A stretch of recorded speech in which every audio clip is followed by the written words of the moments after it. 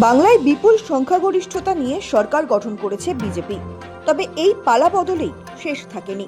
ঠিক যেভাবে গোটা বিধানসভা নির্বাচনে প্রচার পর্বে প্রতি মুহূর্তে গোটা দেশের শিরোনামে থেকে গিয়েছে, ঠিক সেভাবেই ভোট পরবর্তী পশ্চিমবঙ্গের একের পর এক রোমাঞ্চকর রাজনৈতিক ঘটনা নিত্যদিন গোটা দেশের নজর কাড়ছে। বিশেষ করে তৃণমূলের সর্বভারতীয় সাধারণ সম্পাদক অভিষেক বন্দ্যোপাধ্যায়কে কেন্দ্র করে যে রোমাঞ্চকর পরিস্থিতি তৈরি হয়েছে তা কোনো থ্রিলারের কম নয়। বিধানসভার সইজাল কাণ্ডে সিআইডি তদন্তের ঘটনা প্রবাহ বলছে, রবিবার যেমন অভিষেক বন্দ্যোপাধ্যায়কে ফের জিজ্ঞাসাবাদের জন্য ভবানী ভবনে তলব করেছে সিআইডি, ঠিক তেমনই দলের প্রধান মুখপাত্র ও বিধায়ক কুণাল ঘোষের কাছেও সমন পাঠিয়ে রবিবার হাজিরা দিতে বলা হয়েছে ক্রিমিনাল ইনভেস্টিগেশন ডিপার্টমেন্ট সিআইডির সদর অফিসে। কিন্তু কেন? তাহলে কি সইজাল কাণ্ডে অভিষেক বন্দ্যোপাধ্যায় ও কুণাল ঘোষকে মুখোমুখি বসিয়ে জেরা করবে সিআইডি? অভিষেক বন্দ্যোপাধ্যায়কে সইজাল কাণ্ডে অন্যতম অভিযুক্ত হিসেবে রবিবার ফের তলব করা হয়েছে, কারণ বৃহস্পতিবার তাঁকে জেরা করে সন্তোষজনক জবাব পাননি সিআইডির অফিসাররা। আবার শুক্রবার সিআইডির এক অফিসার কুণাল ঘোষের বাড়িতে যান। তাকে সাক্ষী হিসেবে রবিবার তলব করা হয়েছে ভবানী ভবনে। তাকে সেকেন্ড হাফে ডাকা হয়েছে। সূত্র বলছে, অভিষেক বন্দ্যোপাধ্যায়ের বয়ানে কোনো অসঙ্গতি ধরা পড়লে কুণাল ঘোষের সঙ্গে মুখোমুখি বসানো হতে পারে। আমি তদন্তে সহযোগিতা করি, আমাকে ডাকা হয়েছে, আমি যাব। আমি তদন্তে সহযোগিতা চিরকাল করি, আমি আগামীকালও তদন্তে পুরোপুরি সহযোগিতা করি। আমি 3:30টায় ঢুকবো। মুখোমুখি বসানো হলে আমি কি পেছন ঘুরে বসবো? আমি তো মুখোমুখি বসবো। তবে কুণাল ঘোষেই থেমে নেই বিষয়টা। কুণাল ছাড়াও বেশ কয়েকজন বিধায়কের সঙ্গে শুক্রবার কথা বলেছেন সিআইডি আধিকারিকেরা। একই সঙ্গে সই জালিয়াতি কাণ্ডে নোটিশ দেওয়া হয়েছে কামারহাটির বিধায়ক মদন মিত্রকেও। এর আগে সইজাল কাণ্ডে কুণালের বাড়ি গিয়ে বয়ান নিয়েছিল সিআইডি। তবে অভিষেক এবং কুণালকে একই দিনে কয়েক ঘন্টার ব্যবধানে ডাকা নিয়ে কৌতূহল তৈরি হয়েছে তৃণমূলের অন্দরে। সই নিয়ে অভিষেকের সঙ্গে কুণালের বয়ানের ফারাক তৈরি হলে পরবর্তী তদন্ত প্রক্রিয়া কিভাবে চলবে সেটাও দেখার। সিআইডির মূল 3টি প্রশ্ন হলো: 1. বিরোধী দলনেতা ও নির্বাচনের জন্য কবে রেজলিউশন হয়েছিল? 6 মে নাকি 19 মে? 2. বৈঠকের কার্য বিবরণী তথা মিনিটস বুক তথা আসল খাতাটি কোথায়?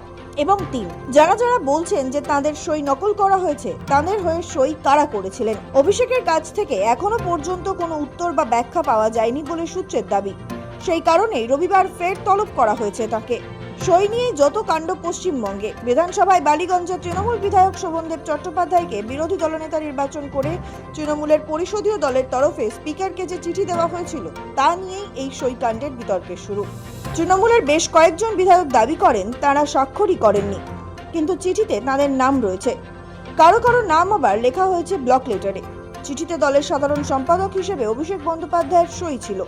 হেয়ার স্ট্রিট থানায় অভিযোগ দায়ের হয়। পুলিশ মন্ত্রী শুভেন্দু অধিকারীর নির্দেশে এই মামলার তদন্তভার যায় সিআইডির হাতে। এদিকে এই সই জালের অভিযোগকেই ঢাল হিসেবে ব্যবহার করে তৃণমূলের পরিষদীয় দল ভেঙে গিয়েছে। বিধানসভায় বিরোধী দলনেতা নির্বাচিত হয়েছেন তৃণমূল থেকে বহিষ্কৃত ঋতব্রত বন্দ্যোপাধ্যায়। 58 জন বিধায়কের সই সম্বলিত চিঠি তিনি স্পিকারের হাতে তুলে দিয়েছেন আগেই, যদিও বর্তমানে সেই সংখ্যাটা 64, অন্তত ঋতব্রত বন্দ্যোপাধ্যায়দের মতে। তৃণমূলের অন্দরে তৈরি হয়েছে বিদ্রোহী গোষ্ঠী। তারা দাবি করেছেন তারাই আসল তৃণমূল। তবে এই নাটকীয় রাজনৈতিক পরিবর্তনের মাঝেই সিআইডি তদন্ত থেমে থাকেনি। সিআইডি স্ক্যানারে অভিষেক প্রথম থেকেই। বিধানসভায় সইজাল কাণ্ডে অভিষেককে জিজ্ঞাসাবাদ করতে চেয়ে তাকে একাধিকবার ডাকা হলেও তিনি এড়িয়ে গিয়েছিলেন। সিআইডি নোটিশ নিয়ে আদালতের দ্বারস্থ হয়েছিলেন। বৃহস্পতিবার সেই মামলার শুনানিতে কলকাতা হাইকোর্টের বিচারপতি কৌশিক চন্দ্রের বেঞ্চ জানায়, সন্ধ্যা 6টার মধ্যেই ভবানী ভবনে হাজিরা দিতে হবে তাকে। বলা হয় তদন্তে সহযোগিতা করতে হবে অভিষেককে। তবে সিআইডি এখনই তার বিরুদ্ধে কোনো কঠোর পদক্ষেপ করতে পারবে না। সেই নির্দেশের পর ভবানী ভবনে যান অভিষেক। প্রায় 5.5 ঘন্টা পরে তিনি ভবানী ভবন থেকে বার হন। 14 জুন রবিবার তাকে আবার হাজির হতে বলেছেন তদন্তকারীরা। আগামী 14 তারিখ অ্যাপিয়ার করার জন্য বলা হয়। আমি 14 তারিখ কলকাতায় আছি। আমি 14 তারিখ অ্যাপিয়ার করবো আবার। আমি কোনো তদন্ত এড়িয়ে যাইনি। আমাকে দিল্লিতেও তদন্তকারী সংস্থা যখন ডেকেছে আমি গেছি। কলকাতাতেও নিজাম প্যালেস হোক, এদিকে সিজিও হেডকোয়ার্টার হোক, ইডির কাছে হোক, আমি গেছি। আমি সবসময় তদন্তে সহযোগিতা করেছি এবং আমার সামর্থ্য অনুযায়ী যতটুকু কেন্দ্রীয় তদন্তকারী সংস্থা বা এই মুহূর্তে দাঁড়িয়ে রাজ্যের গোয়েন্দা সংস্থা সিআইডির সাথে যেটুকু সহযোগিতা করা উচিত আমি নিশ্চিতভাবে করছি।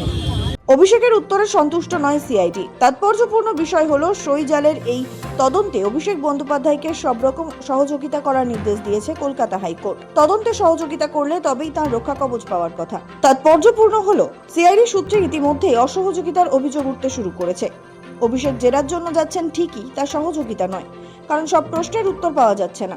অতীতে দেখা গিয়েছে জিজ্ঞাসাবাদের সময় এই অসহযোগিতার অভিযোগ তুলেই পার্থ চট্টোপাধ্যায় থেকে শুরু করে জ্যোতিপ্রিয় মল্লিকদের গ্রেফতার করেছিল কেন্দ্রীয় তদন্তকারী এজেন্সি। তারপর তাদের হেফাজতেও নিয়েছিল কেন্দ্রীয় এজেন্সি। এবার সইজাল কাণ্ডের তদন্ত কতদূর করায় সেটাই দেখার। শফিক সান্যালের রিপোর্ট, সময় কলকাতা।